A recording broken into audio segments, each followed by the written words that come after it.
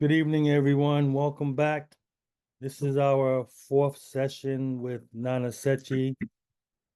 I'm not sure this particular session we opened up to the general public. The last three were kind of like closed sessions. The people who signed up for the first ones, we just kept, interacting with those persons and just continuing the conversation. This here is you just open up to the general community, in particular talking about the Akan calendar and specifically how can we use this calendar to help improve our lives. So is there anyone on that's went to the other three sessions besides Nana Koshua? Hi. Yes, okay, greetings, Nana. No? Tasha Russell, did you come to the other? I think I seen your name. You come to the other sessions?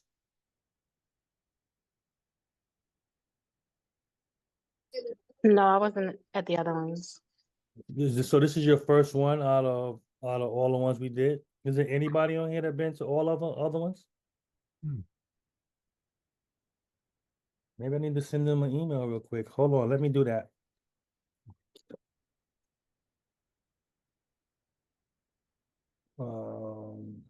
Let's go invite.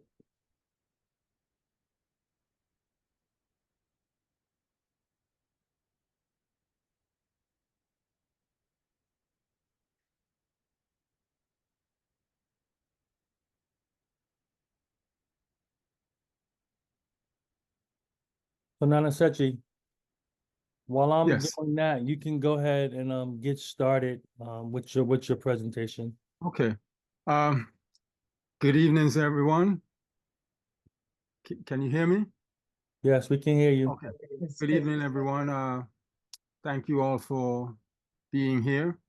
How I wanted to start this up was to go back a little bit and say, what have you gained from the previous lessons? But if we don't have enough people to support that conversation, then it may not get very far because you would have to have been in from all of the sessions and all of the talks we've had to get an idea if there's anything that you've gained or learned or experienced from that. And also to ask those who are there to tell us a little about their experience in terms of Akom and the structure. We've covered that briefly and their uniqueness that they may have had. But again, that's depending on those who have been here before. So we are going to talk about the Akan calendar. So I guess I can move in onto that, and then maybe when we have more people address that topic to We can get come back to that. some feedback. Yes, yeah. Okay. So Right. here we have the Akan Bono calendar. And for, let's ask, pretty much everyone is familiar with the Akan calendar in some regards. So one of the questions I want to ask off the back, so we know the Bono have this, and we know the Ashanti people have a version of this. Do you Yes. feel aware of any of the other Akan groups having a calendar as well? Well, that's why I wanted to address the question of those who have basically been in the previous lesson, what they have gained, and to tell us about their experience in terms of practicing the culture and in terms of their calendar and relating the experience. I am not too familiar with a lot of the other calendars other than the Bono, because that's basically where I stayed and did all my training and celebration pretty much was in that area.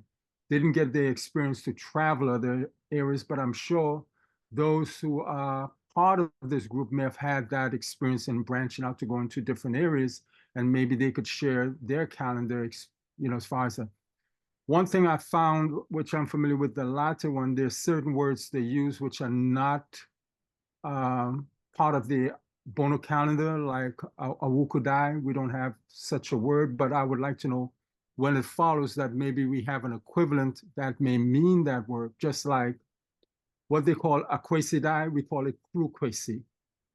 So I can make that jump. So when people say we're celebrating Akwesidai, I know we call it Kru Kwesi, so we don't use that term. So that's something I wanted to gauge, but it would have to be those who are familiar with the calendar from other groups. Okay, so again, the Bolo calendar is somewhat not too complicated, but kind of tricky. We're all familiar with the 7 days of a week basically within the typical Akan days, which are Dwada, Benada, Wukoda, Yauda, Fieda, Memenda, Kwesiada, etc. But what's interested in that is that the Bono have what is called appellation or abodini, which is attached to that. So again, this is pretty much the uniqueness of the Bono calendar. Let me change this a little here, it's in my way. Okay, so again, the abodini, which, attached to these days and gives it a kind of modification or basically a type of energy or appellation to those days. And there are 6 of them. And that is how the Bono pretty much keep abreast of their calendar and keep count. So they pretty much do keep a count of each day has a particular prefix, which is attached to the suffix. So today being Friday, and if it is kwa, we'll call it kwafie. I believe today is kwafie. So we have a Friday, and then we have a prefix that is attached to it.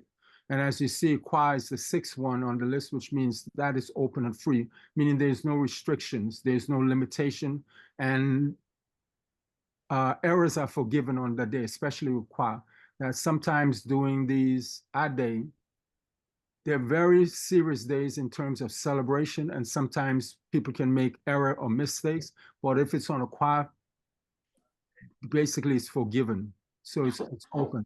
So let's talk about these days. So we have Mono, which means fresh, new beginning. Fo means fertile or generous. Nuana, shielded or protected. Inchi, destructive. And Kru means exalted or holy. And Kwa, which I mentioned, means free, unrestricted. So these are the days which are attached to them. There are 6 of them.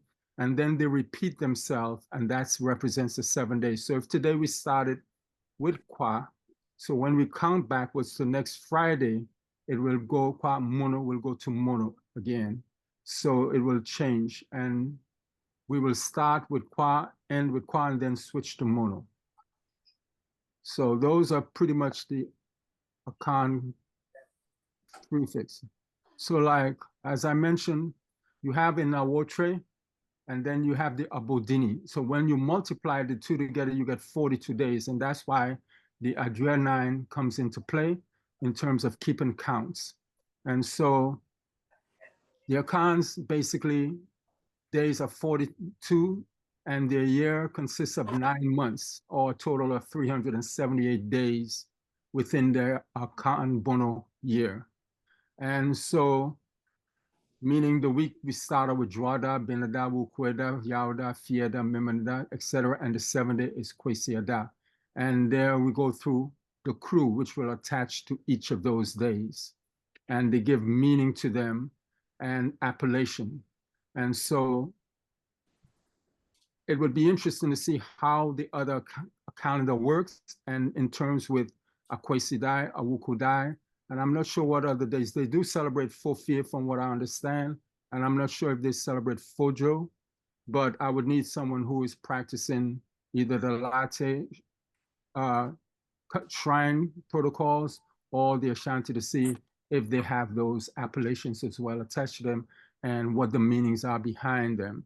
So hopefully when we get more people in, they will be able to address those. So we got 21 people in the group now. So I think you can definitely ask that question. I know Okonfo Kweku does a lot with the Ashanti. He's the only one that I know of. I don't know of any other people. As a matter of fact, he hooked me up with the calendar that they have for the Ashanti people. Okay. One that they Is use. he on? He's on. I don't know. Also, we can get him to talk about it. Greetings, everyone. Greetings. Yes, I hope everyone's doing well. Yeah, so to be honest, the for the Asante calendar, the same prefixes and suffixes, all that is the same. So Okay. you the same crew draw and it cycles around full quisi, all that is the same. I know that you can also have, like, for example, Akweside can also be called Kuru Kwesi, Yes. as you said. And so the days are pretty much the same. So I know we have extra, it's not extra days, but we have other days on the calendar which are significant. So for example, the Monday following Kuru Kwesi or Akweside is considered Ade Joada, right? So it's like the Adai's Monday or the Adai's Ejoada. And so that's the day that certain rituals are done in conjunction, but we do celebrate like Akweside, we do celebrate Ewukude, Fofie, Fodro, Fokwesi. All of those days are celebrated. But also some of that depends on the shrine itself too, because there's certain shrines that, on certain days, they're not, for example, able to open, right? So for example, some of my teachers, their shrine does not open on a Tuesday or Wednesday, right? So that means even if like you have Fobina or Ukude, even though those are larger celebrations, the shrine pretty much is more silent on those days. Okay. But if you go to another shrine who doesn't have that restriction for those days, then they may also do stuff on that day, right? So that is a kind of a dynamic that you do see, where you have the larger system and the larger set of days that people will follow, but then you also have specific days where it's taboo to open the door to your shrine room. But besides that, all the days, as you mentioned them, to be honest, are pretty much the same. But we do have, like, we explicitly will call it, instead of, like, sometimes people say Ewukudai and Santi Chi, a lot of times you hear like Ewukude, so that Adai is more pronounced like a da or Akweside and things of that sort, but that's just like a dialect, Right. difference. But fundamentally, like, it's pretty much the same, yeah. Now, on those days where they don't open, is it the next days where they would celebrate? Exactly, yeah. So for Right, example, right. yeah, like on Ukudai, we don't open the door, but then that Thursday, that Yawada, right? Kurukwa. So that technically Kurudapa Kurukwa. So it would be Kwayawo would be the Right. day that they would celebrate for that Ukudai if they needed to. Exactly. Now, well, I like what you're saying, and it kind of reminds me of something very similar, which we do. For example, I'll just advance a little here on my presentation, and here we go. Look at our calendar. For example, if you look at the So Nana, Tuesday, that's kind of hard to see. So oh, it's is it? Wow, I'm sorry.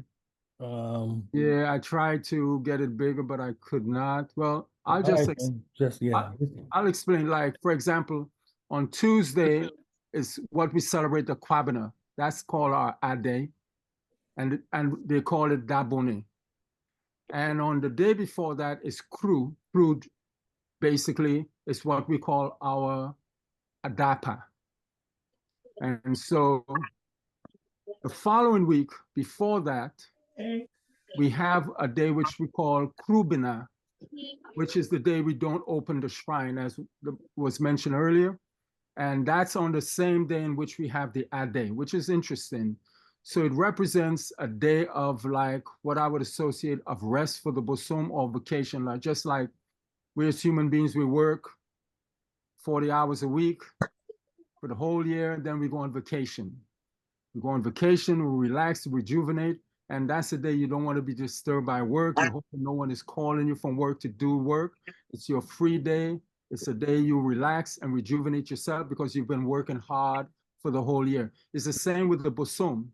So on Krubina, the bosom takes a vacation, goes and visits his family, and is away from the shrine, and we don't disturb them.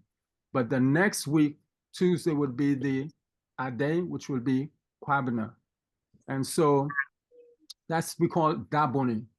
And so the term Dabone to us basically mean it's not necessarily a bad day in a sense, as some people may assume because of the word bonnet, but it's a day by which it is taboo and restricted to travel, to go outside of your town, to work, to go to farm, to do chores or anything. So basically it's a day that we set aside for just working with the shrine.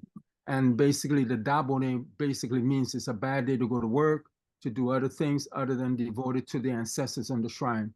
And the day before that, which is called Adapa, which is a good day, that's the day you can travel, you can collect things, you can do things in preparation for the Kwabena the next day. And that day, particularly in olden days, the announcer would use Daro and announce to the village or to members saying, tomorrow is Kwabena.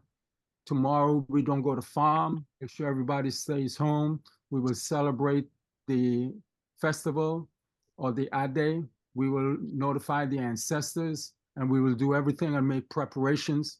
And then the next day we will have the Benada. So like, is that very similar to what you've done in the Ashanti area in terms of your taboo day in which you don't go to the shrine on the Kwabena, but on the next day?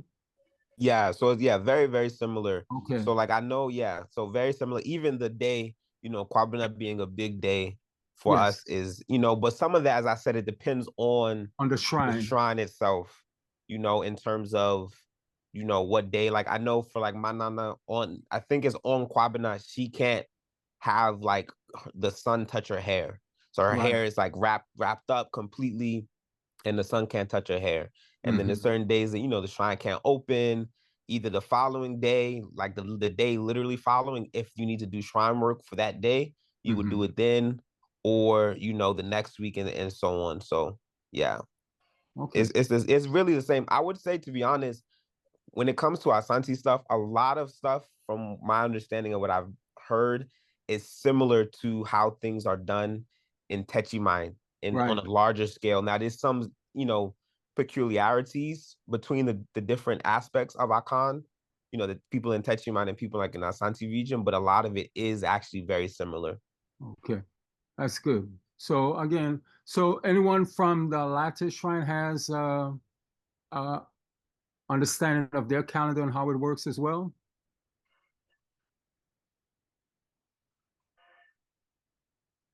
Nana Sakyi. So from what I understand, as far as the calendar goes, it's very similar as well. But from what I've learned, there are days that we do not go to the shrine. Also, depending on what shrine you have, certain shrine days, you are allowed to do certain things. There are certain things you should do on certain shrine days. And we do have Wokudai, we do Kofie, and some other special days. But in terms of this calendar and details, Mano Kwesi and Full Kwesi, and I never learned that until I started reading some certain books. I'm gonna be honest. Okay. Right, but there are significant shrine days for certain Gosum versus others. And there are rituals that we will do for Wokudai. I'm not there. The two Fridays before Akwesi Day, there are also special things that we do on that day. I've never been taught the name of that day. So that, but very similar as well. Okay. Well, that's good. That shows some basically relationship between all of the calendars in terms, even though sometimes there may be words that may be specific to a region, but pretty much the principle is there. One thing about that is interesting about the Bona calendar that, for example, if today we say we start out with Kwafie, being Kwafie, so the next Friday will be Mono, and then the following Friday will be Fo, Nuana, Enchi, et cetera, until you come back to Kwan. When by the time you come back to Kwan, that would be 42 days, which would say we've had an Akan pretty much month or 6 weeks that has taken place. So again, that represents the calendar in terms of the appellation, that it goes backwards and moves forward also at the same time. So today being Kwa, next week, Monday, it will go to Kwa, and then the following week, it will go to Sunday, and so far the following week to Monday, and revert backwards. And at the same time, the next week it will move to Mono. So it fluctuates back and forth and can be kind of daunting, but it's easy to figure out once you really understand the Akan Mono calendar. So, all right. So what I want to get at in this session, so I mean, so we're in the weeds right now in terms of the technicality of what the days are and what's done. Be on my side of the bed, and I So- need my huh? You're on. Someone So saying something? yeah, It's a lecture I'm listening to. I'll mute her, no problem. So what I want to get to, so similar to being taught under the latte system for the most part, the days that we were taught in terms of days of importance were Kwesiada, Wukuada, and the Fofie. Those are like the major 3 days, but most emphasis is placed on Kwesiada more so than the other days. Right. So as with this conversation, the premise was, well, what's the importance of us doing the calendar here? And specifically not as a confos, but just for lay people in terms of them following the calendar and how those things benefit their lives. Like what's the practicality of using the calendar? So Okay. you described it in Ghana or in Techiman area, if this was a day for no farming and things of that nature, it was intertwined in their lives in terms of what they're doing. So as an Okonfo, then you know there's certain things you need to do for that particular spirit. So Well, it's go ahead. kind of like one, definitely keeping count of the events of the day, which also leads to the celebration of your afasha or your big festivals. So we know, depending on the bosom, whether the day of service is a Monday, Tuesday, Wednesday, Thursday, Friday, Saturday, Sunday, etc. It's a keeping account and saying that when we have 9 of these particular day, we know that represents the end of the year, and that marks basically the big celebration, or some people say the big Ade or Ade Kese, some people use that term, or just the Afashe, or some may use the term the Ojira. And so it helps to keep some accuracy in that sense. It also keeps count in terms of what I call the Ade for the Bosum, or the worshiping or the service day of that. So, for example, my basic worship days are Krupadako, Fofie, Kwabena, Munoko. These are the days primarily which I considered my Ade. There was one more I added and used to do was Fojo, but I complained it was too much. And my teacher took one away from me. So I don't really celebrate Fojo per se, but I'm aware of its significance because of Tamensa and other shrines that celebrate that. But my particular Osum celebrates, as I mentioned, Kru Padawoko. So when Kru comes around, I know in 3 weeks will be my Ade. So Kru comes, the next week is Fofi, and the next week is Kwabena. And that's how it works. So it helps me to keep account of the Ade. And if I align myself with Techman, then I'm in synchronization with them, because I always celebrate my Ade, not just randomly, but in conjunction with Techman. So when they're eating yam, I'm eating yam. When they're having a festival, I'm having a festival. When the shrine is closed there, my shrine is closed there. So even though there's a distance between us, this calendar helps me to keep count of those days by which I am synchronizing with them there. And so that's one definitely vantage point of it. The second, as I mentioned, is that I know when I go through 9 of them, at the end of the year, I will celebrate my Yam Festival.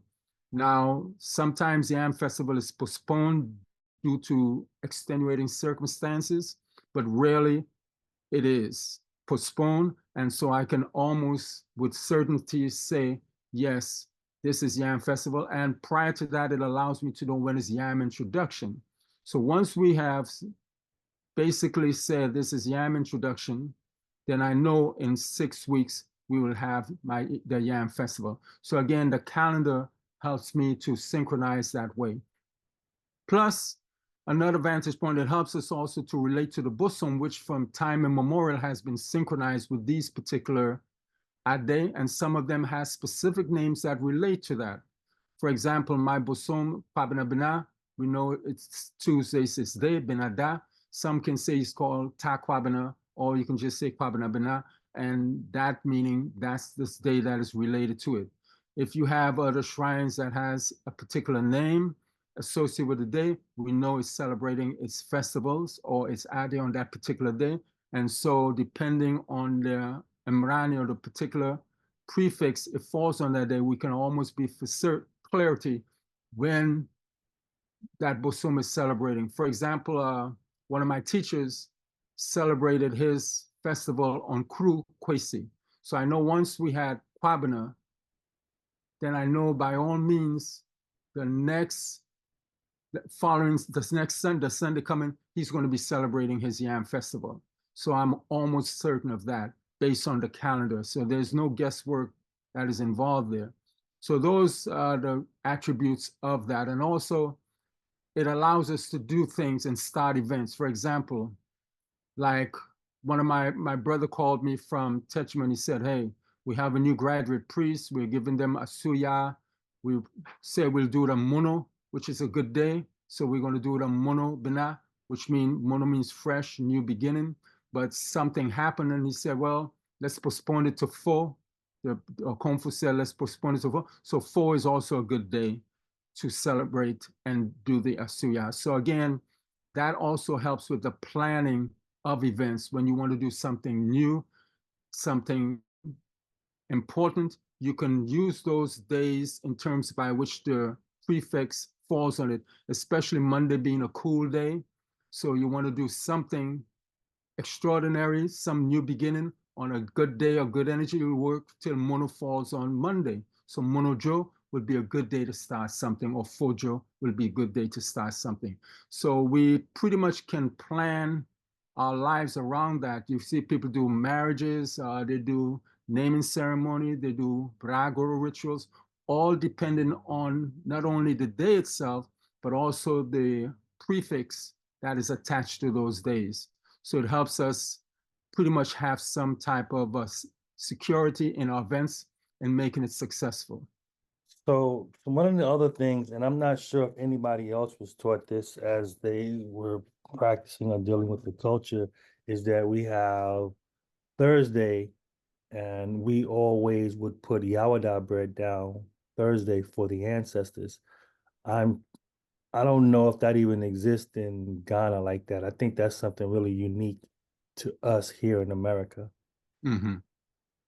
Well, to us, Thursday is a day of we don't do anything with the earth or any type of farming or any such rituals. We don't even touch the shrine on that day. And it may vary from different regions, but our day for our ancestors like Monofie, we can do rituals for them on Monofie. And so, I think that varies from region to region and to different groups in terms of their practice. I don't think there's any right or wrong way. It's just a matter of how they're practiced. Just like I believe the Fante call it, is it Akuyao? We say basically Asasiya, but I think this is Asasifua. I think there is a different day in term by which the Fante has for their Earth Day. I'm not clear which one, but I know it's different from the Thursday. So again, that depends on the area and the region by which they can do that. And like I said, there's no good or wrong, good or bad day in terms of that. It's just being consistent with your philosophy or principle by which things come into existence within your culture. We have a question. Nayoka, your hand is raised.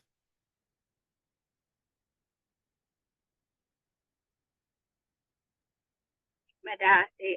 My question is, Nana, could you share with us maybe some background stories or proverbs or just some understanding as to the days, why they're named the way that they're named? I know from region to region it may be different, and from Bosun to Bosun, from shrine to shrine it may be different. But can you share with us some background stories to understand the power and the meaning behind the days? Okay, I'm glad you said it because I have it here as a reminder that Nana Donko, while training, taught me about the days of the week. The story goes that Odomankoma, called Odomankoma Boade, everyone's heard that term, that Odomankoma created a Boade Ben. You say, what did he create? And then they go through all of the things in which Obo Wu, Obo Awia, Obo Srama, and Sroma, Obo Nipa, Obo. And so he goes through all the different things in which he created. And he had a servant called Kuntu. And Kuntu was his servant. And so Kuntu participated in the creation of things with Odomankoma. And the story goes that Kuntu got beside himself and thought, well, since I'm helping with the creation, I'm part of the creator itself. And he got into an argument with Odomankoma. And Odomankoma said, I've heard of Odomankoma Boade, not Kuntum Boade, and killed Kuntu. And so then he had another servant called Fo. So he told Fo, take the meat, put it in a pot and cook it, and then report back to me. So Fo went and cooked the meat, and then after that, he went the next day and said, Odomankoma said, how is it coming along? He said, well, the meat is cooked. It's sufficient. So it's aben. Aben means cook, and you hear that term also in terms of designation for kung fu who are well seasoned, and drummers, or anyone who is doing something real good. It's like they're hot, they're cooking, and I think that term may be used here as well. So on that day, he said, okay, I'll call that Binada, a day that when things are well done. And so he said, okay, good, then go back and let it cook some more. Then he went and he cooked it. Then he said, report back to me again. So he came back and said, well, the hair is coming off the meat. So it's being removed. So he said, ku means to shave, to remove or get rid of things. So he said, okay, we'll call this day wukweda, the day by which we're removing things or unwanted things. And he said, okay, good. Then go back and see how the meat is. And then people began to talk and said, we've heard that Odomankoma and Kuntu got into an argument and he killed him. So he asked Kuntu to go and report. So he said, people are mumbling, they're not happy, they're afraid because maybe Odomankoma might kill them or hurt someone. So he said, yao, they feel pain, they feel discomfort, and they're talking a lot of something. So he said, we'll call that day Yawada. The way, and you see that Mei Yao or how means to feel pain. And so he associated that with it. So he said, okay, good. People are complaining, so we call that day Yauda. Then he said, okay, now go back and see what it is. So he said, now people are locked up in their homes. They're not coming out. They're afraid because maybe Odomankoma might hurt them. So he said, okay. So then after a while, he sent Fo again to see how things are going. He said, well, now they're beginning to come out of their house. Some are sneaking out, peeking to see what's going on. So you say, Fi, or Fi, you come from where? They're leaving, or Fi, fear. So they're beginning to leave their homes. So you call that Fieda, the day by which people are beginning to come out, to travel, to move around. So he called that Fieda. And so then he said, okay, good. Go back and see how they're going. He said, now they're beginning to get back into some normalcy, that now people are beginning to cook and eat. So they're eating food. So they're swallowing. So mene means the throat, means to swallow. So I'm swallowing meat. So he said, we'll call that day mimenada, in day which people now are beginning to ingest, to put things into themselves. And so he associated that with that particular day. And then I said, okay, go back and see now how things are. And she said, now they look like they're getting back to being normal. They're going out and they're washing, they're bathing, they're washing their clothes, and they are purifying things. So we call that si. And I learned that. So when I'm in Ghana, people come saying, Nana, me see what I did. I'm coming to wash your clothes. So si means to wash or to purify. So he said, I'll call that day kwesiada. So there's a day by which people are purifying themselves, cleaning things, cleaning their homes, cleaning the environment, purifying things, and he calls that kwesiada. And so he said, okay, good. And then after that, he said, okay, keep checking on them. And then he went back and he said, today everything is cool. There's no revelry, there's no argument, there's nothing.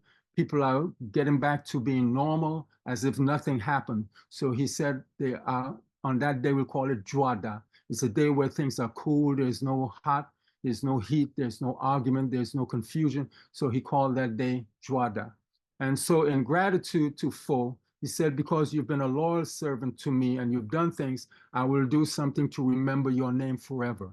And he said, by all things relating to people, since his job was working there, I'll attach the suffix Fo. So you have Akom Fo, Akwea Fo, farmer, Bodam Fo, a crazy person, you know, any of these terms which we say, you know, a Bibi Fo, African, you know, a queer Fo, farmer. So all of those terms which Fo is, and to remember all of the things by which Fo has contributed, his name is remembered. And it's also the name of a monkey called the Fo, is a particular monkey which is very sacred in the area, and I think in Fiamma you encounter them as well. So that's basically how the story was told, how the days got its name, and also the kind of energy that is associated with them as well.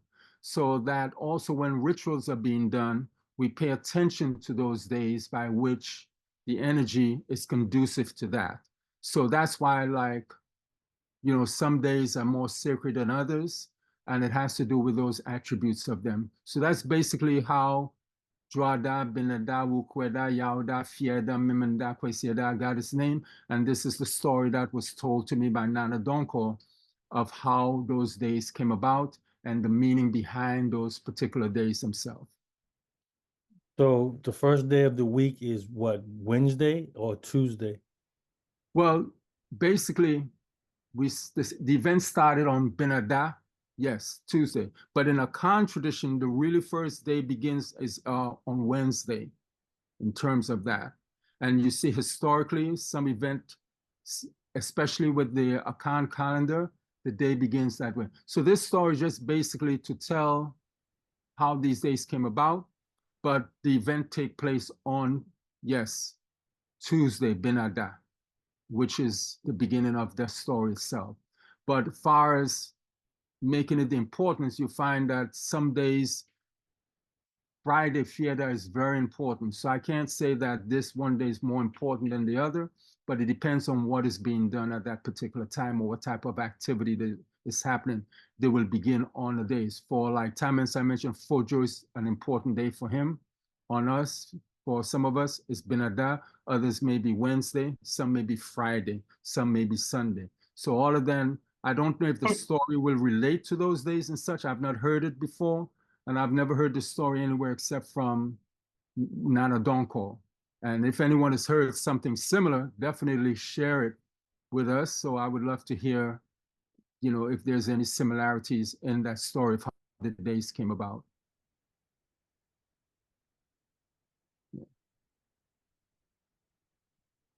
So Nana, we got 22 people online. Do you want to go back to the first question? Let's go back. Yes. So we've had several lessons. So I'm very curious to see what others have gotten from these lessons in terms that they find any benefit from, because we've talked and covered a lot of areas, and to see how it has benefited them, or they find similarities, as was discussed earlier in some of the things I'm saying. We find similarities among the Asante people, and so also was mentioned within the Latin. But pretty much we've covered a lot of areas in terms of the shrine, the protocol, and the structure. So I would like others to talk more about their experience within their particular spiritual practice or con practice in terms of how this may have added to that or benefited them in any way, or to even just explain it to us, because a lot of it I'm not too familiar with. I'm primarily locked in terms of the Bono area because it's a large area and it has a lot of things that, you know, kept me very distracted, that I did not get the opportunity to travel too much out of the Bono region. But, you know, I'm very curious. So if anyone wants to take time and share their experiences, by which, you know, they can share. I had mentioned that to Nana Ofori. I don't know if he's on or not, that I would like for him to also share some of his experience, but I'm not sure if he's on or not. He's not on, but I'll Yeah, I send an don't see him. invite to him. I'll send the invite to him. But anyone, if anyone is willing to share their experience in which they have gathered from what the talks we've had here, or any clarification that they may need for me to clarify, let's use this opportunity to do that, because, you know, I do a lot of talking, but I want to also hear feedback from everyone as well.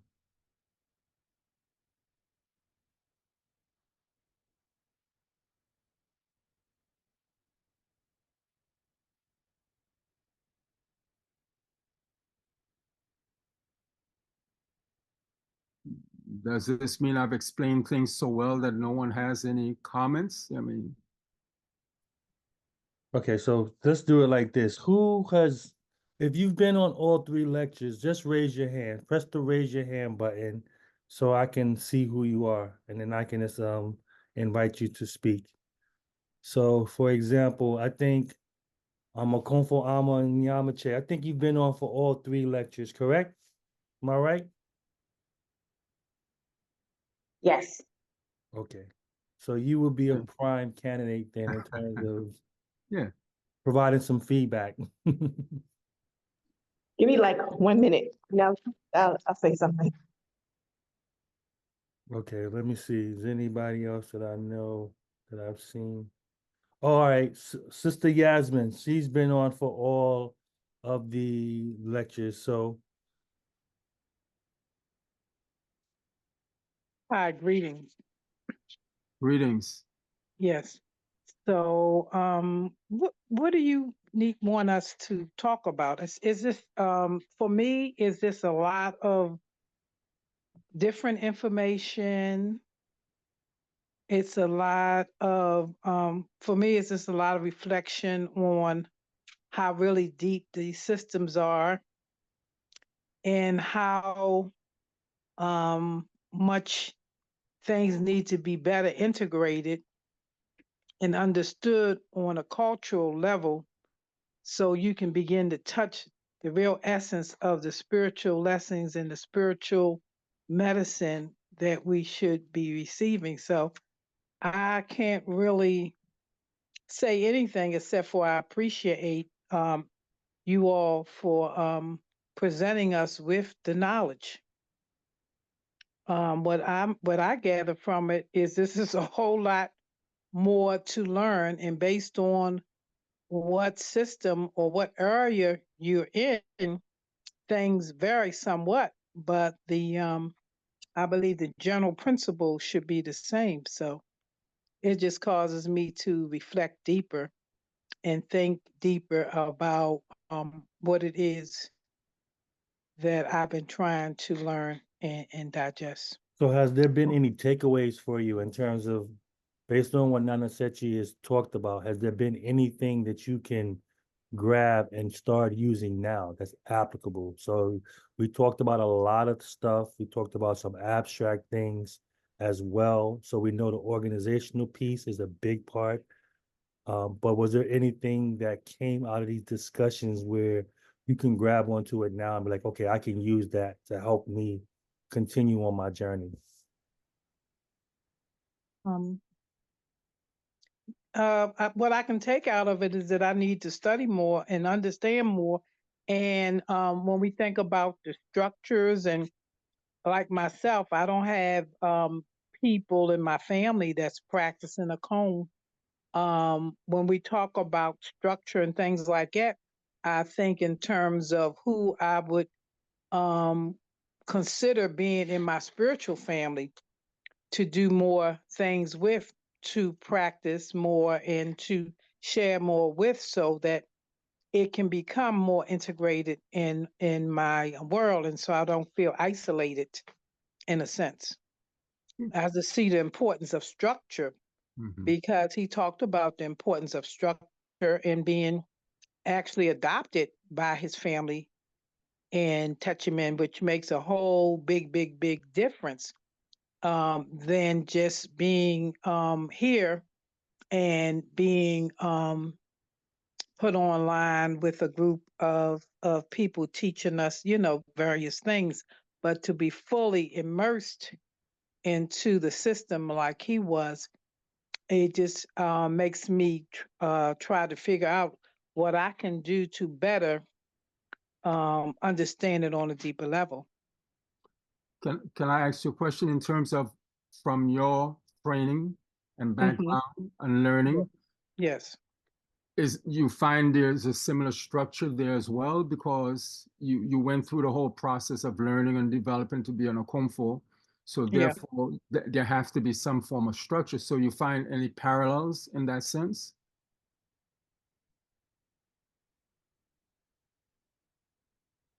Well, I can't say it has to be some parallels, but the depth in which you went through your training is very different. For one thing, you were there for a while, and you were with the people constantly, and you had various people who were born and raised in that system who could share the system and share things. Even as you say, people that weren't not even priests were teaching you things. So of course there's some structure, but it's, to me, it's there's a lot of things that I feel I need to better fulfill any holes or any voids. So Nana, I think what she's trying to say is that looking at what you've done in your Right. book and just from your talking, you were made whole in the sense that you're independent. You can function independently of your teachers because they instilled that into you, that you need to be a full Okomfo in terms of working and doing the things that you need to be able to do. In America, Okomfos, the system or the structure has been one of dependency. It has not been one of cooperation. It has not been one of we're going to work together and give you all the things that you need in order to be able to function purely as an Okomfo or whatever role you're playing in it. So yes, there is a structure, but the structure has been a structure of dependency. So the Ghanaians that we have encountered, for some of us, this is not for all. So I'm not making, this is my observation. So if anyone has a problem, come talk to me. I'm okay with that. But it has been in a way that we have been taught to be dependent on them for whatever we need. So I think I've said it before, they are the mechanics and we are the drivers. So in your instance, you're both the mechanic and the driver. You can do everything that you need to be able to do because your level of training was at that point where you can be independent of your main shrine house. Most of the Confos here in America did not get that. So the system was set up as a system of dependency so that you can continue to follow and do the things that you need to be able to do. So that's my opinion. And if somebody got a problem with it, come talk to me. Okay, so that being said, then that's why I asked him what from this all that we've talked about, if it can be of any benefit, because if you need a structure, it is what pretty much we've been focusing on, showing how to go about developing a structure.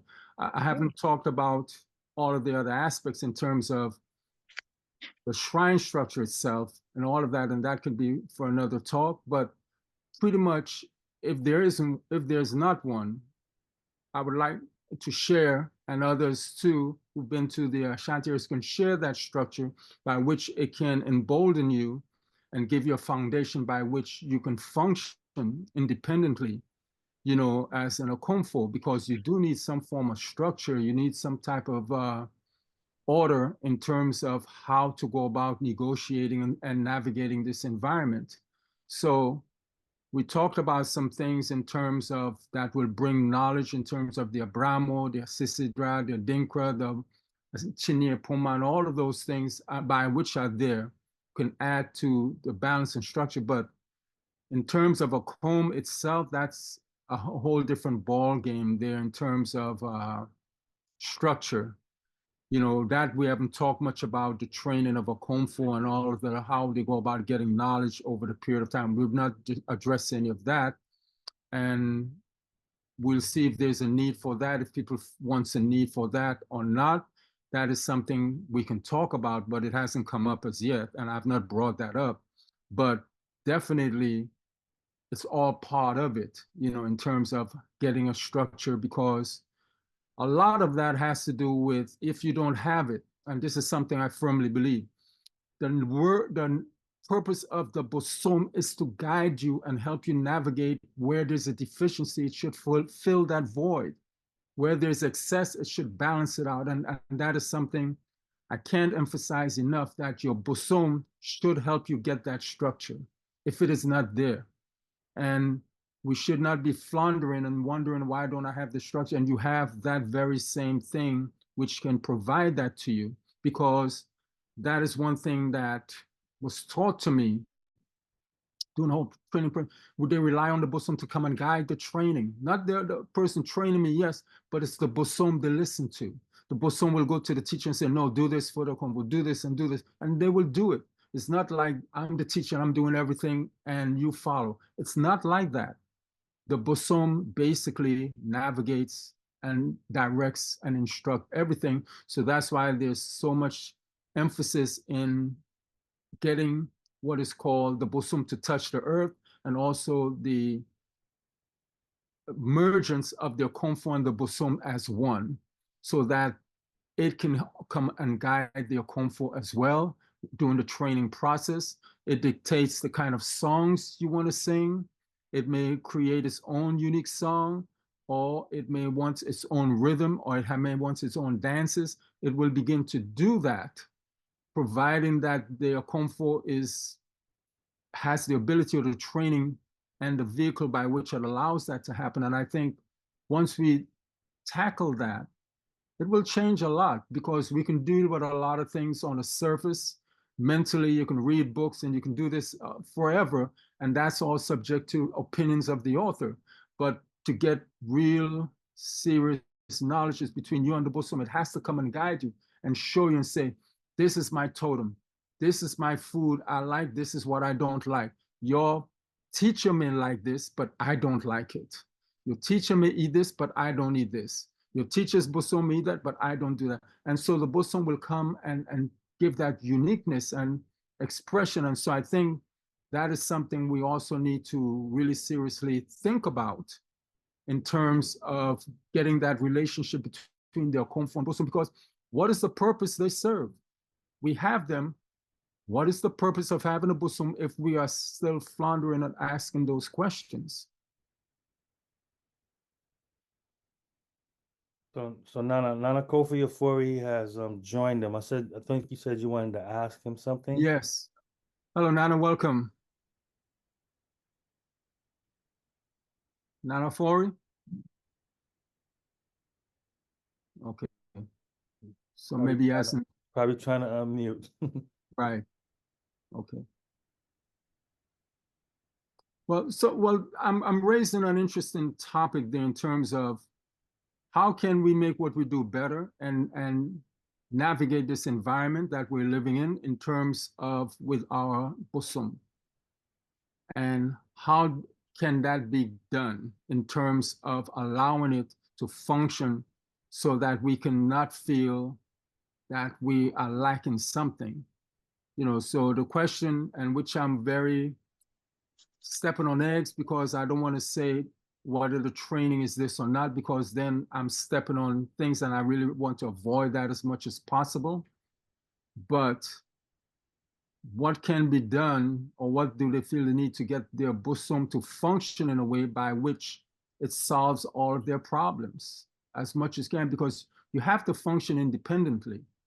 It will show you, like, things. I created my logo based on my bosom, what it came and showed me. I have Amrane, or a saying. My bosom came and said, this is my saying. So that is how we begin to establish this. So is anyone interested in that type of relationship with the bosom? That question has to be asked, and then you have to go out and seek it, to be honest, to get it. Because if it's not coming, then you have to go seek it to get the power so that you can function that way, because we should be able to function independent rather than as a dependency, as an okomfo. I believe in that firmly. Nana Majo. Welcome, Nana. How are you? I'm fine. Good, good. So. Good. I don't know if you recall, I emailed you about getting you the opportunity to talk about some of your experiences. Yes, I recall that. Yes. Yeah. But I don't want to go off topic. You've raised some important issues, and I don't want to go off on a tangent. Right. I would just simply comment that in response to what you're talking about is that I think for the most part, many of the people here who have sort of come out of the latte experience, pretty much, their main abasun is the same abasun as their teacher. So, in terms of, and I totally agree. I totally agree with what you're saying in terms of there has to be this mergence between the abasun and the akomfo. The expression has to come through, and the teaching directly comes from the abasun. Right. But overlaying that, in the case of people who are training latte, their teachers generally, the opposite of their teachers generally going to be the same one as the that they have. But for the most part, people did not get, when they went to train, they didn't get another abasun that was different from the one that their teacher got. You see what I'm saying? So you're saying they were possessing the same spirit of bosom as their teacher? Well, yes, but unless we're going to say that there are many versions of Nana Sakyi, or we're going to say there are different versions of Nana Isi, different versions of Daddy Kofi. Yeah. And there should be. It shouldn't be the same shrine. So there's aspects of that shrine. It has to be. It's not the same shrine. I mean, there's an aspect of Nana AC or Daddy Kofi or even the Surgery.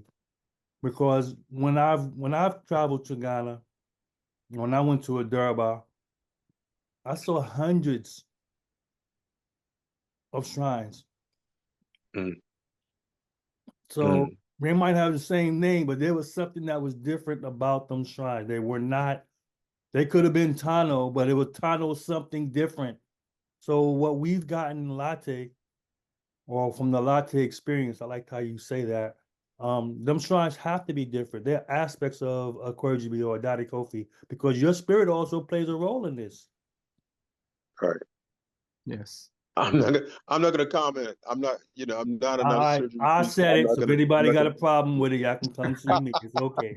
I said it. But point taken, because to me, we talk about lineage and legacy and passing on the bosom, because normally, at least within, I'm sure it's same among the Asante as well as other cultures, that this is a family affair in terms of blood moja, and the spirit is linked to that, and it unifies the spirit, the bosom, with the family, that it takes on a responsibility.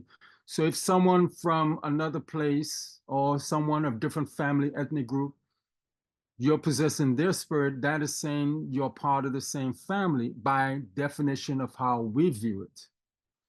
But if they're possessing or a bosom, similar name, but with appellation attached to it, like you can call a Sergio Manu, a Sergio Mensa, or whatever, or Panin, we can say, okay, they're all the same, but they're different based on their titles or their name that or moniker that is attached to them, which is not heard of, but there has to be some differentiation. Otherwise, we're saying we're all the same. And Well, they're not a surgery priest in this meeting. Someone needs to speak up and comment. But you have to give them, maybe they just don't know and they don't have that knowledge, but they can definitely speak of their experience. And there's no shame, so no one's trying to shame anybody or put anybody down.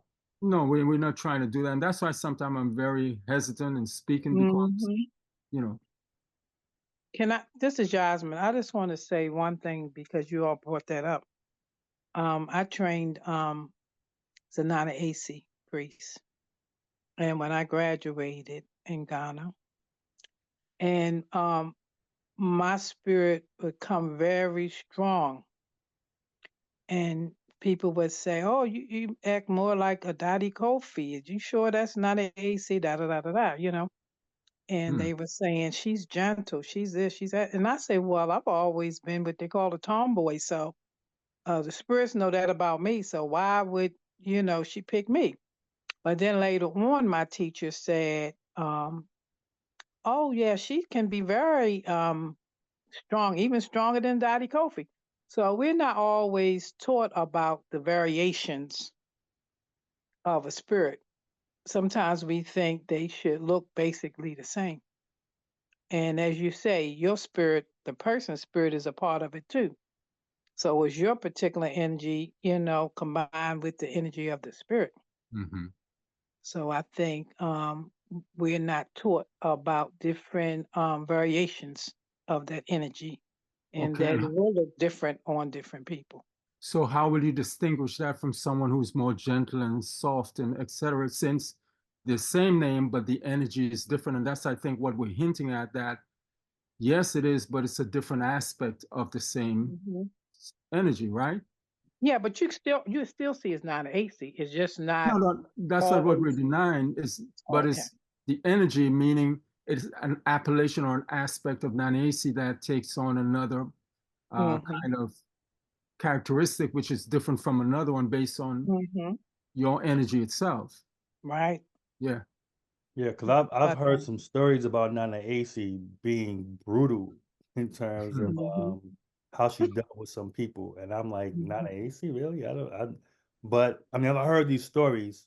So some court cases, and she came and she just blasted people, and she was very rough, for lack of a better word, in terms of how she. So I've heard some stories like that. So that's why I'm saying, and even with talking with Nana Kwabena Brown, he was telling me that when Nana Kuya Parabia came over here, she was giving him different appellations for Nana Akurjidi. And they were and he's the one who was saying, okay, this is one thing for him. This is another one. And I think because of the barrier in terms of language, again, we didn't get all that. That didn't come in the translation. She didn't speak English, and we had few people that spoke Tree. So it just came down as not an AC. Even the pot that folks are using here in America that we just call a divining pot is really a suya, right? But we don't call it that. We call it a pot. And that's an aspect of it. So this is what I'm saying. So in terms of filling some of these gaps, this is why we having these conversations, to fill some of these gaps in terms of what we're talking about. From my personal knowledge, the first Asurgery that came over here was in a Yawa. He wasn't in a pot.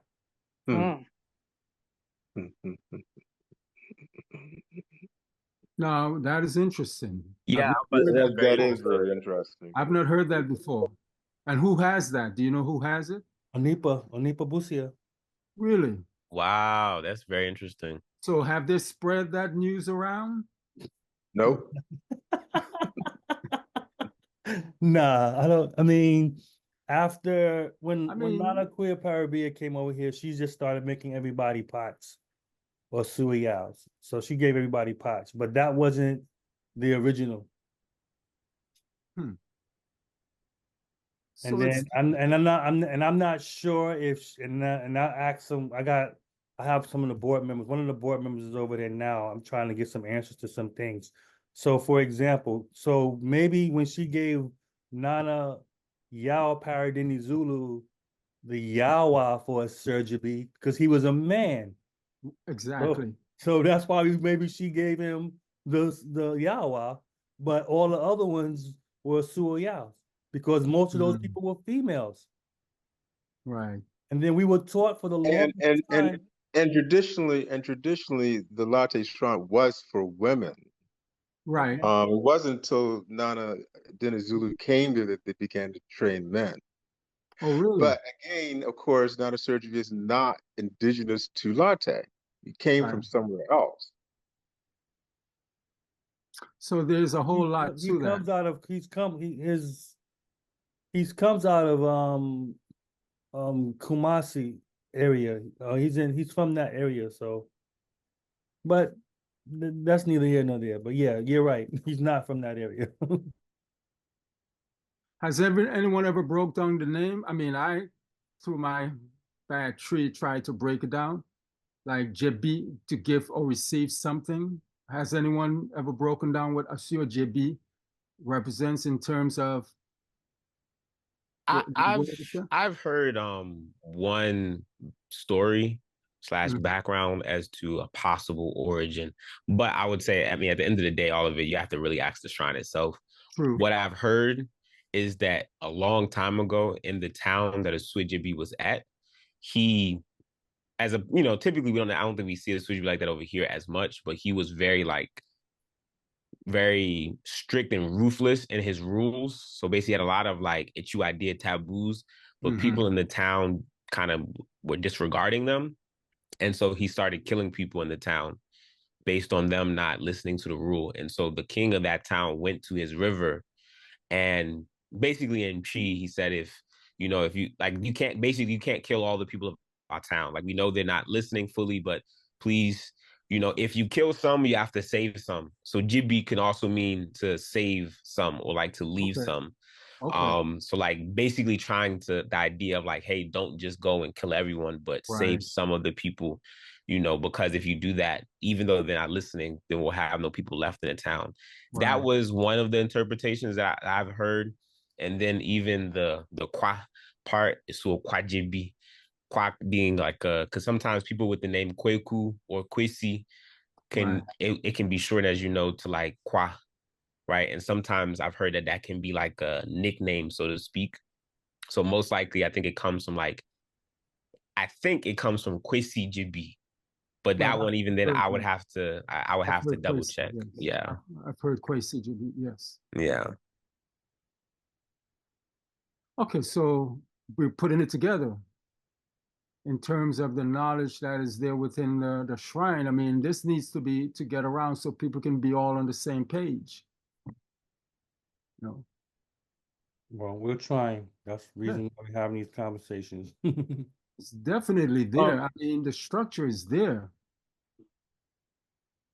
On a slightly unrelated subject, but since we're talking about this, there needs to be a correction. Sometimes when we're out in public, I've heard it said so many times, multiple times. People say that Nana AC is like Oshun. Like in other words, they'll be talking about Oshun and they say, "Oh, the correspondence is not an AC." It's like I, I don't know whoever put that out there originally. Now it's just gotten just full blown. Everybody constantly repeats that.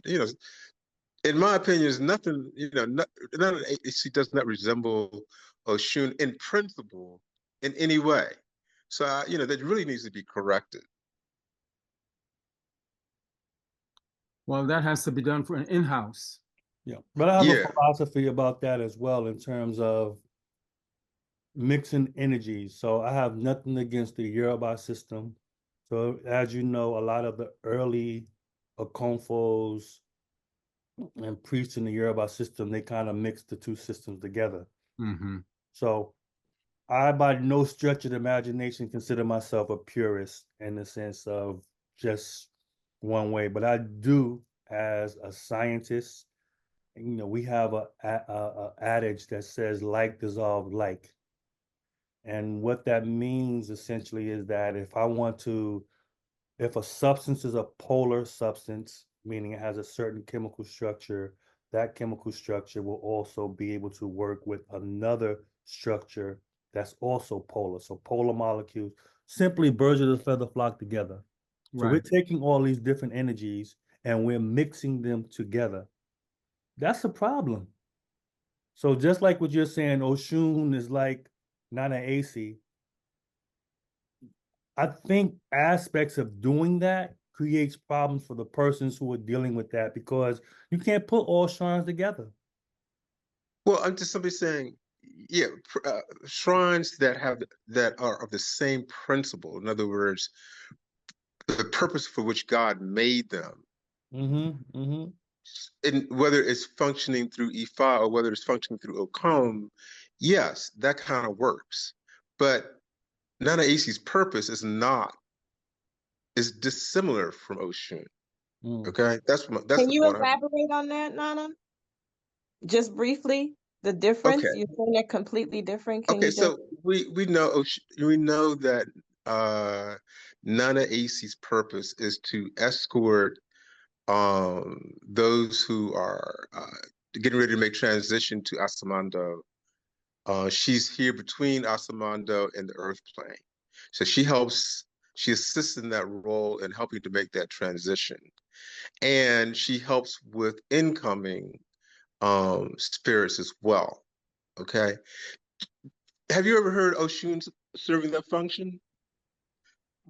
I mean, there's a whole category of Nana Isi is not the only one that does that. That's a category of shrines that do that.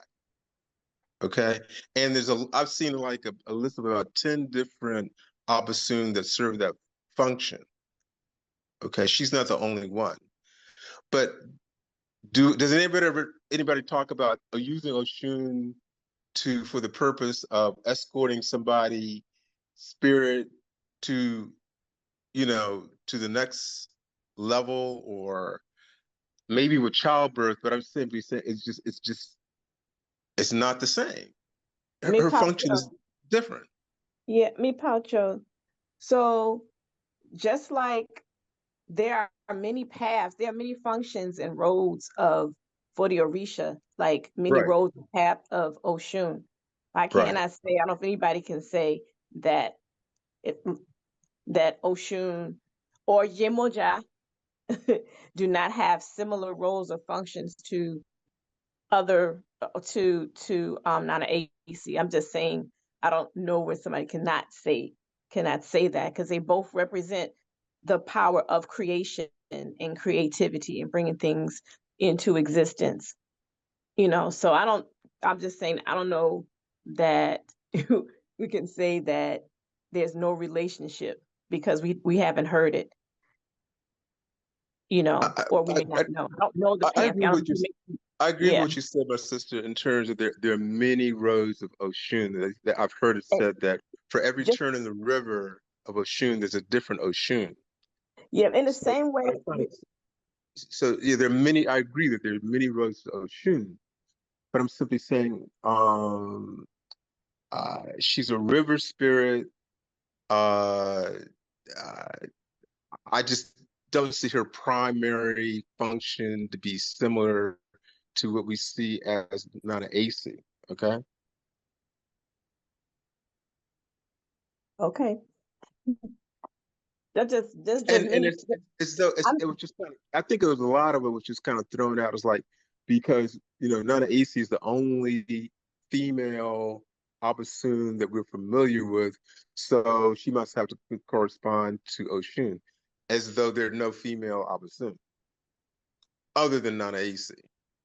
Based upon our experience here, what we have been exposed to, which I think was a part of the discussion earlier around our exposure to the different deities and that there's could be a limitation, and you do it based upon your frame of your frame of reference as I, we're I, coming to understand. I would like to interject that all this can easily be solved by when the bosom comes, they tell us their nature. They tell us who Right. they're about, and that would solve all that problem. And we Right. wouldn't have to be guessing because the spirit will come and reveal. And I think that is something we talked about earlier, is to give the opportunity for the bosom to come and speak of its nature, its history, and all of the things that are associated with, rather than we just intellectually making these comparison in terms of what it is or what it is not. You know, so I think that is what we have to work towards, that we can have that relationship with the bosom where it will come and say, this is who I am, and this is my function, this is my role, and that will solve the whole problem. Right. So I think part of that also is with this whole thing, we're gaining new language. Everybody's on this call for the most part. We're gaining new language in terms of describing the experiences that we have. So for example, in the early days, everybody was a bosun. You didn't hear any difference. There was no distinctions. Now we're hearing the term suman bravos, which we Right. didn't hear that before. You didn't hear those terminologies describing those shrines. So there's this evolution amongst us as a people because we're getting more pieces of the puzzle and putting it together to have a cohesive story to be able to understand and to be able to connect the things that we don't have or we didn't get, whether purposely or unconsciously not told to us.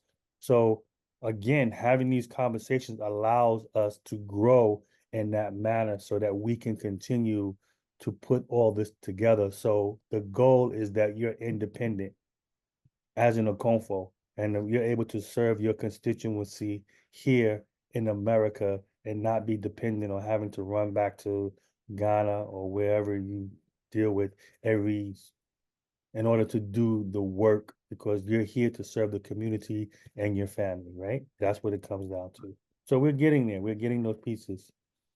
I think Korea society probably from their inception, it was all about family. And then you think about what they're doing, if you look at the how they've progressed, it's about family. You know, they're no part of their mantra is nation building, but they're able to continue their legacy because of so much interaction with the children that were born into that and they're continuing it. That's beautiful. That's what it's supposed to be about. Okay, so Pacha, I just want to say this, that uh, the sub in the inception of, I think, a lot of our training, beginning in the 90s and 80s, in this century and so forth, when we began to ask questions, because the way we're kind of like taught, we kind of, or brought up, or programmed or socialized, we tend to, on this side of the ocean, tend to try and categorize things. Whereas I think in Ghana, people are not preoccupied with that. It's just a kind of a knowing. But the fact of the matter is that there are different terminologies. Okay, there are Mortia, Suman, Abasum, blah, blah, blah, blah, blah, blah. And when I began to ask my teacher, Nana Sakyi, who was a Mortia Komfo, the kind of differences, I got completely different answers from the people who were seniors at the Alate Shrine. Like, for example, at Alate Shrine, they say, well, all Mortia, they would say Nana Surgery is the king of all Mortia. I've heard that said countless times. Nana Surgery is the king of all Mortia. So no matter what Mortia you're talking about, Nana Surgery is king. You're right, over all Ghana, right? Sorry to say, that's just not true. Okay. So a lot of things were, I think, politically motivated in terms of the information that was put out there. A lot of it was just, I don't know, but things would just sound like, just say, here, take this and go with it. There's just a lot of misinformation put out there. I was told that, well, Suman don't possess. I mean, I've heard somebody say all motto is the same, just all kinds of misinformation. Okay, so we seem to have a lot that is going on. So what can we do now to bring some order to all of this? We're all meeting for a reason. And how can we take advantage of the knowledge of each one have here to basically lay down a foundation, a ground by which we can begin to define how we practice or come here. We have an option. You can go home and get that structure, study it, and bring it back and live according to that. It can be done by anyone. Or we can say here that we are in an environment where we have to come together for a reason and basically define how we train, how we pass on this tradition and all that is involved in terms of making our shrine function totally and completely. And I think that is something that needs to be addressed and come together and say, okay, how do we train a Kung Fu? Do we agree on that? How do we pass this on in case this happens? Do we agree on that? How we set up the political structure? Do we agree on that? And basically go about doing it, because otherwise we're just meeting here, just talking, sharing knowledge, and then what do we do with it after? Well, I mean, I think you also, so I agree with you in your assessment. The sad thing is people who've been around for a while, they're happy in terms of what they have and what they've created and what they've done. So I think it really falls on the next generation. And this is not a disparaging remark. I respect all the people who've came before me and the things that they've done, and they've done the best that they can. It's only natural for a parent to want to see their child surpass them. And if the parent doesn't want to see their child surpass them, then something is wrong. I want my child, my son, my daughters to be better than me. That's natural.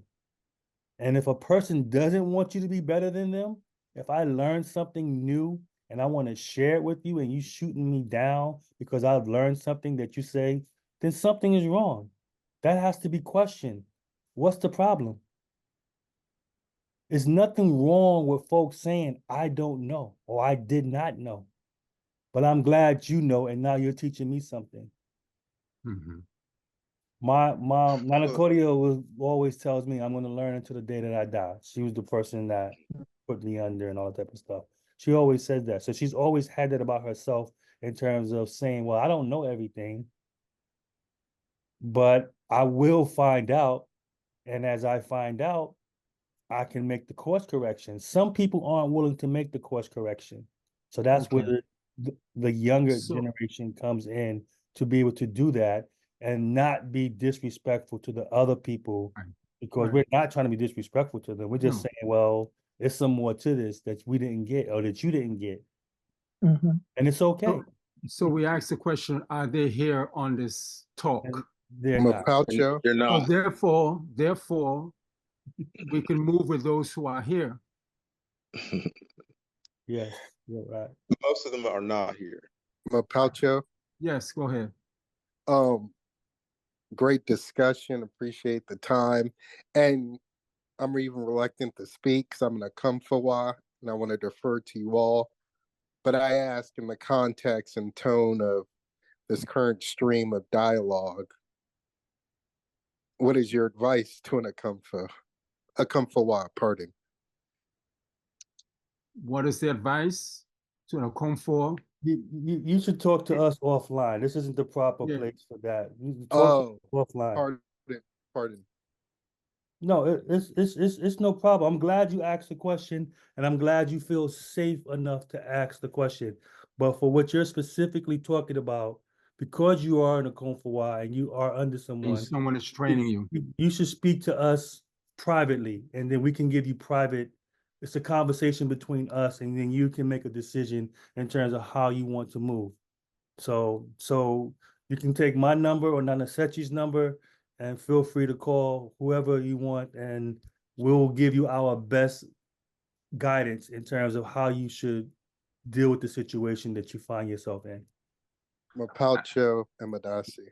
And I would say respect is very important, that if someone is training you, by all means, that has to be respected. And that is something, a conversation, if depending on your point of view, your happiness or not, discussion with that person, because I can say from experience, I was training before and I was not happy with it and I left and went on. But again, it was a conversation between me and that person who was training me to come to a conclusion. So again, So, I mean, so the one thing that you should feel empowered. So yeah, you're not nobody's slave. Just like Nana Sakyi has taught me, the family can sack a person as an Okonfowa. Like, no, yes, you're done. We're not even you're not gonna represent us. yeah, You know what I'm saying? That's the power and the authority of it. So as an Okonfowa, you're a servant to the shrine that you're dealing with and to the community that you're looking to serve. So, but you do have, then you have some Okonfowas or Okonfos or their training that just say, know what, I'm going to the church now. I'm done with this. You Well, have that authority. But and another thing, Nana, we go into this alone and we don't have a support group. It's like no child goes to a school by themselves and don't have a parent to stand up for them and represent them in terms of what's going on with their teachers. So it's the same with a home, that we move into a home alone and it's between us and that person training them, and there's no accountability by another voice, which is saying, oh no, I'm representing this person and we are speaking. So it's not just about you and this person, but me here as well. So I think that is a culture we have to change, that people should not go into training just alone between you and this person. You should have representative and have accountability in terms of your training and expectation. And that's very, very true. We go into training by ourselves, and that's where the abuse That's comes the problem. from, because you don't have anyone to stand for you and to say, hey. So one of the things that I like about Techiman, when I've went there, consulted with the shrine, it wasn't just the Akonfo that was there. It was the elders that was there. Yeah. There was a whole bunch of folks that was there hearing the case and hearing what was going on. So it wasn't just the Akonfo saying, oh, you have to do this, this, this. Even where I trained at in Ghana, it was just the Akonfo. And there was so much abuse that came out of that. But I'm strong-headed and like, nah, I ain't doing none of that. You can forget that. But that's my personality. So that's important. You should not be doing this by yourself.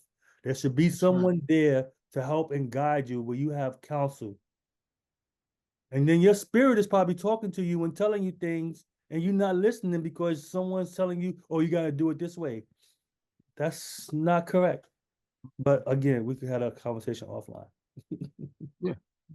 Well, but I think Nana said she's trying to figure out a way forward, right? Definitely. Otherwise, we're just Definitely. gonna Otherwise, we're spinning our wheels. right, or we're just talking and we're just pointing out issues. So, and to be honest, I get tired of talking a lot. Right, doing anything. Right. So my thinking is that first of all, it has to be a discussion amongst priests or limited to priests in terms of how we're to move forward. So that the discussion has to be amongst us as priests. Yes. But there's one topic I think that should be open perhaps more generally in terms of participation, and that was how do we establish our secular system in terms of uh, having a system of chiefs and queen mothers and structures outside of the Akom per se, outside of the priesthood per se. Yes. And I have a lot of thoughts that whenever we want to like address that, I certainly have a lot of thoughts about that. We can't have one without the other. Oh yeah. But I'm simply saying, I don't know if it's appropriate now to delve into that, but I've certainly prepared to address that issue because I have some thoughts on it. Go all ahead. Right, so all right. So let me interject in here. It's 8:31. So we generally try to keep these conversations to an hour and a half. It's a Friday. People probably had a long day. So this is definitely something that we can pick up again in terms of conversation. However, what I would like to do is give other people an opportunity to chime in terms of some of the things that you want to say. So, for example, Nana Ama and Yamache, we were going to hear from you in terms of the usefulness of these conversations with Nana Sakyi over the last 3 sessions. Was there anything you was able to get? Anybody else is welcome to jump in as well in terms of having these conversations, but I don't want to go much further than the time that we've already allocated because I want to be respectful of people's time. Well, thank you. I'll try to be brief. One of the things I definitely want to say that these discussions, these series of discussions, I think that is very important and even necessary. And I appreciate Nana Sakyi for sharing the information and the time. And it does create a sense of community, you know, in terms of being all of us over these couple of years, sense of just not being able to stay connected and to be able to share the information that you're bringing is very one, insightful, it's refreshing, it's reminding, because there are things that may have been said that maybe have learned when we were training or just doing certain things, and we have forgotten, and you may have forgotten because you're not in community and partnership daily to actualize these things.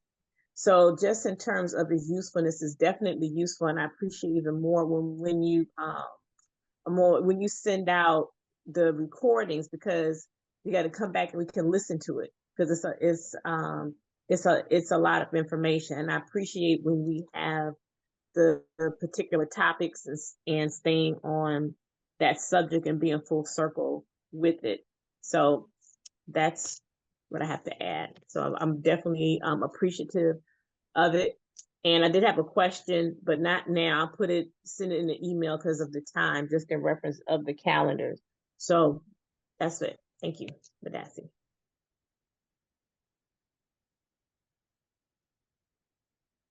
And Nana Forrest, save this, what we're talking about, if we don't get the opportunity for you to talk about it, because I still want you to tell your part. So if this is where you want to begin, next time we meet, this is where I'd like for you to start and tell us what you have on your mind in terms of that, okay? Yes, I'd be glad to. Remember it, okay? Don't forget it. Okay, I'll be glad to. Thank you very much. Okay. Anybody else have any comments or anything you'd like to add to this conversation? Don't be shy now. I know you're shy. It's okay. We should know each other after 4 sessions, right? Be more familiar with each other. Some folks are shy. It's okay. It's okay.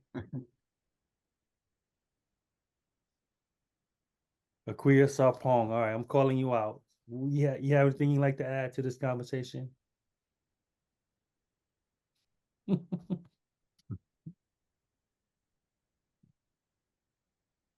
Okay, I guess not. Baba Kindu, how about you? Anything?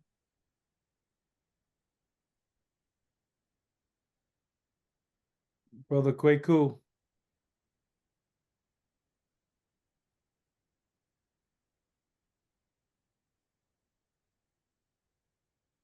Brother Greg Goddard, you got anything you want to add? Brother Quabba. No, I'm good, man. Thanks for the invite. All right. Just coming in the door. All right, no problem. Okonfo Kwabena 9. Greetings, everyone. I just wanted to say, just to keep in mind that we're talking about putting something back together that's been on this side of the waters apart for quite a long time. And I just think that we should all give each other grace in doing that. This thing is not going to come back together immediately. There's a lot to learn. There's a lot to learn. There's a lot to grow. And I just think that there's a lot to put in place. And I think this idea of having a foundation on yet another level is very good. And I think the same, I actually am around a lot of people who are, reach, even some of them older. I think that the same issues are present everywhere in all of the systems So, on this side. And so I mean, people. so I think, I mean, in response to your statement, I mean, I think, it takes two hands in order to shake. If I reach my hand out and you don't reach your hand back in order for us to shake, then there's nothing else to be said. And I think, so I'm agreeing with you that it's going to take some time in terms of building, but there's also an unwillingness for people to say, I was wrong. That's one of the things that the shrines are very, very forgiving. So you can be the biggest F up there is, and you come back and say, I'm sorry, and I apologize for my misdeeds or whatever, and you are forgiven. But when you are unwilling to say, I was wrong, that's a problem. Especially when you know. And that's not to be disparaging. That's not trying to say that that you did that as a malicious intent or whatever. So the things that started from the beginning, I have nothing but I grew up in the culture. I have nothing but respect for the early founders, the people that started this, because they are the foundation. But also within that foundation, there were some things that were improper. So let's correct those things and move forward. It's okay. I don't, I mean, some of I'm the not. things that has happened, look, some of the beefs that's between the older generations, I don't even care. I'm a younger cat. That's between y'all. Y'all solve that. Y'all do what y'all gotta do. They ain't got nothing to do with me as such. But even carrying on beef for 50 years, come on, really? Some people don't even know why they still beefing with each other. I'm not disagreeing with that either. I'm just saying the reality of Yeah. I mean, I get it. in life and across the board. That's all I'm really saying. Yeah, but I thank everyone for their input and commentary. And Nana Sakyi, thank you very much. Okay. Thank you for coming. Thank you for participation. Habana Amankwa, you have anything you'd like to say? Nana Pacho, Madasi for this. This is actually my first full session. I think I attended part of part one. So as I'm listening, I'm reminded of how much what we're saying speaks to where we are, how we have been socialized, and how we've carried that socialization into the culture that we have adopted. I think some of what we need to do, I have a couple of things running through my head. Of course, study, not just studying history, studying the language, recognizing that regionally there are differences and none of them are wrong. Recognizing that that elders are taught a thing, latch on to it, and how difficult it is to break a habit. And not necessarily because it was wrong, but because I think the language we're using has to be looked at, but not necessarily wrong, but incomplete. And so what is your generation's job in the following and the following and the following, because we're not totally all of us immersed, is to make what we're doing even more complete, even recognizing that when we think it is a complete thing, it will change because of the dynamism of culture and the Abosun. The other thing that I was listening to and came to mind when we're trying to, instead of getting stuck in what we were told and not venturing out, as my role in most shrine houses that I participate in is because as I was trained as an Abosunfa, and so I'm not afraid to ask questions. And I think we accept that, oh, this is who it is, and we just that when the Bosun come, we don't always ask questions. And as you said, Nana Sakyi, the Bosun will give us information, but often we I think are so superficial that we don't ask questions. And actually, as my children in their relationship with the Bosun, which was just so easy, that caused me to take a step back and not be so strict, and be willing to to ask questions and to listen. Having really reached a maturity, well, having experienced West African drum and dance, I see something very similar happening there. We had to learn to respect the differences from region to region to region to region, and not say, "Oh, that rhythm is wrong. You're playing that wrong." No, no, this is how it's played in the region. And the way that happened was by studying and having some patience and tolerance for learning new things. So Madasi for allowing me to speak. Thank you very much.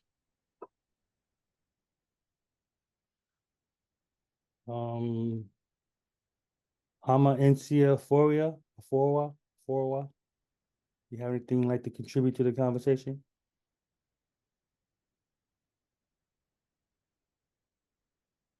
All right, Baba Kindu.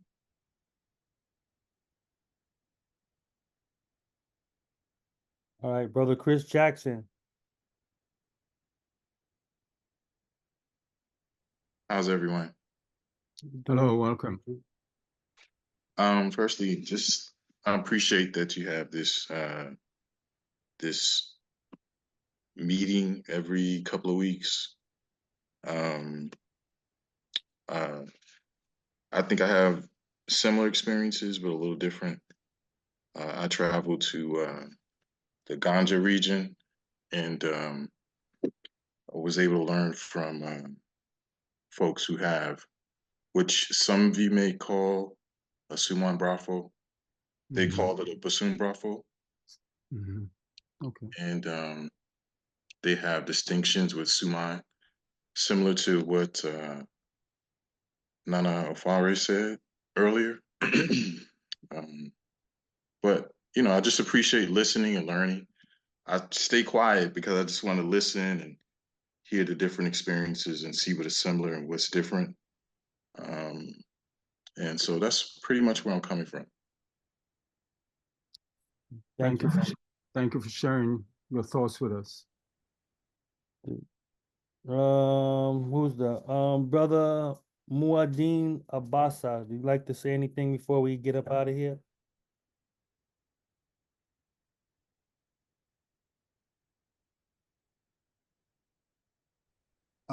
Madasi and Madasi Temple. All right, so I'm gonna put my number in the chat. You can give me a call, and I'll connect you up with Nana Sakyi as well. Okay. Madasi.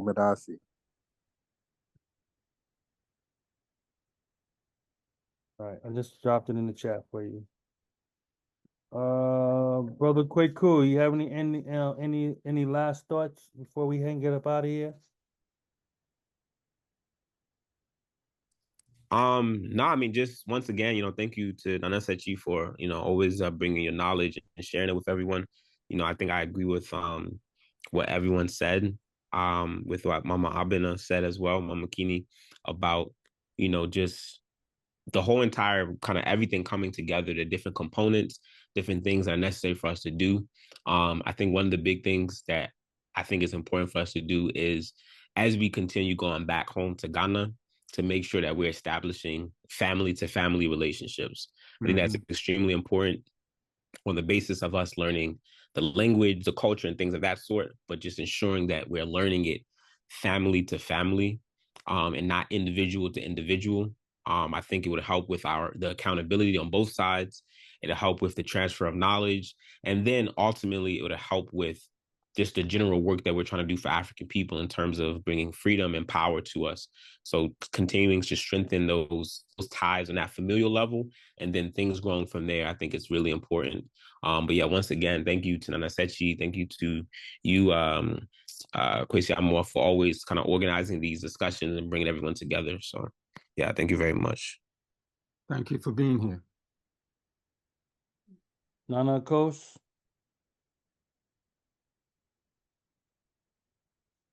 Well, I'm a little biased, but I think the importance of legacy is something that is central to what we're doing, because we need to make sure that it lives beyond us. So I think that is key to whatever we're doing through the Bosun, through if we're talking about setting up a political structure as far as queen mothers, when we're doing rituals such as bragado and funerary rites. So there's a lot of things that we have to consider in learning all aspects of the culture, but making sure that we pass it on to the next generation. Thank you. Thank you. Sister Rukia. I would like to say, Madasio, my spirit always gets full with these kind of conversations, and I'm grateful for them. And I just really trust that when you're seeking the information, spirit guides us to it. And so I trained at 14, and I had a lot of questions. And Nana Yao Paradini Zulu said to me, with most of my questions, close your mouth and open your eyes. And that's just been my practice since then. And so I'm grateful. Thank you. Thank you. Thank you. Sister Yatia, you have anything you'd like to add to this conversation? Hello. I'd just like to say that I'm glad that these conversations are happening, and that there is a place, like everybody can have a place contributing to a calm in the shrines and helping to move forward your spirituality. And I think that we should take the time to learn truly what we have, study more, learn the language, learn the songs, learn everything, because these bassoons belong to you and your family. So you should have ownership of them, and you should be able to say the most about your own spirit. So that's pretty much it. Thank you. All right, Nana Sakyi, you got the last word before we close it out.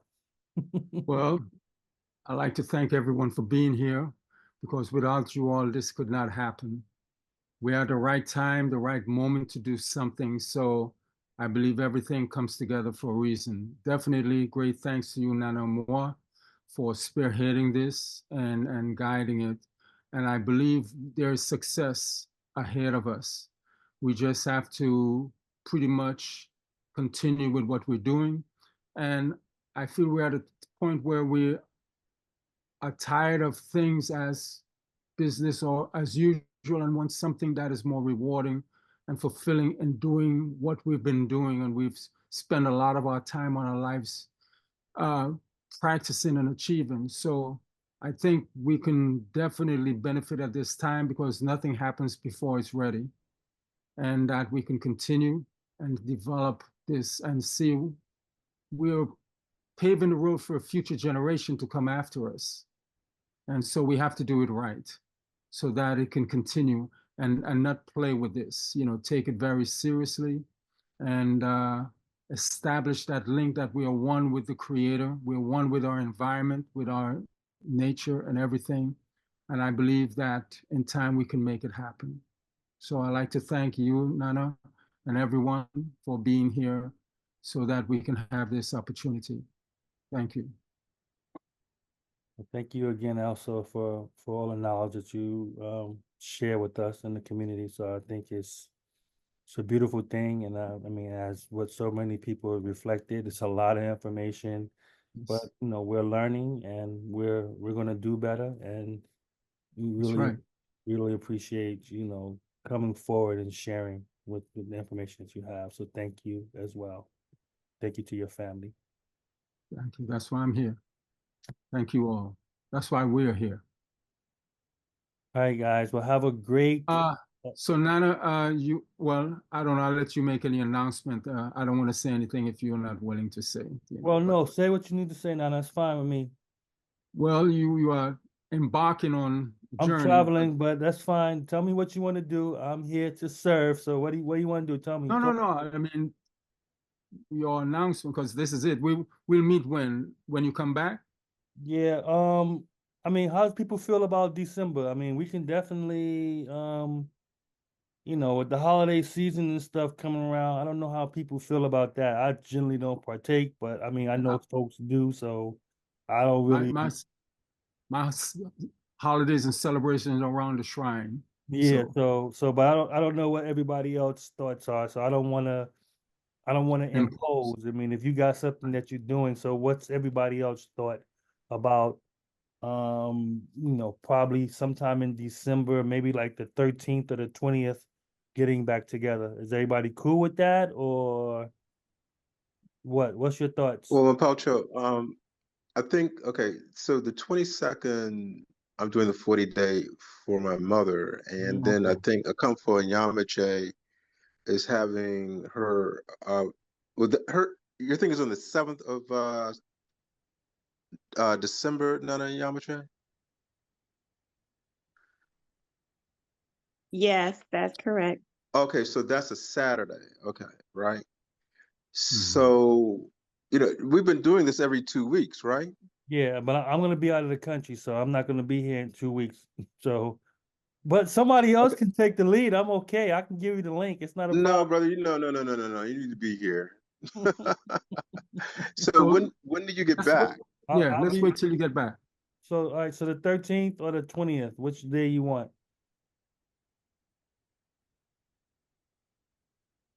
You asking me?